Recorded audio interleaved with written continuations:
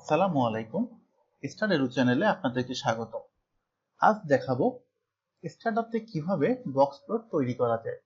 আমরা সাধারণত continuous variable অর্থাৎ নিউমেরিক ভেরিয়েবলের ক্ষেত্রে বক্স প্লট তৈরি করে থাকি।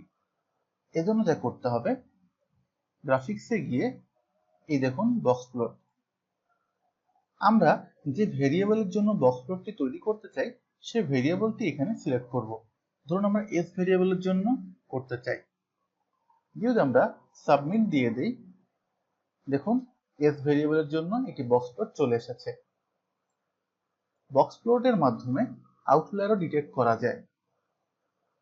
যদি দেখুন আমরা এখানে হাইট ভেরিয়েবলটি দেখি, হাইট যদি সাবমিট দিয়ে দেই, দেখুন এখানে একটি আউটলায়ার ডিটেক্ট করেছে।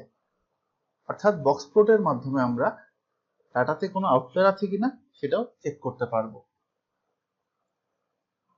আমরা যদি চাই যে বক্স প্লটে একটি ভেরিয়েবলের সাপেক্ষে আরেকটি ভেরিয়েবলের বক্স প্লট ক্রিয়েট করব, সেজন্য যা করতে হবে, আমরা ধরুন এস ভেরিয়েবলটাকে এখানে দিচ্ছি।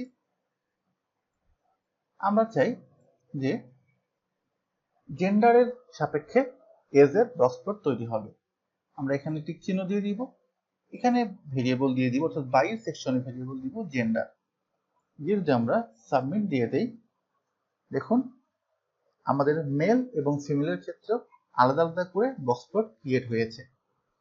এভাবেই আমরা আমাদের প্রয়োজন অনুসারে বক্স প্লট তৈরি করে নিতে পারি। ধন্যবাদ সবাইকে।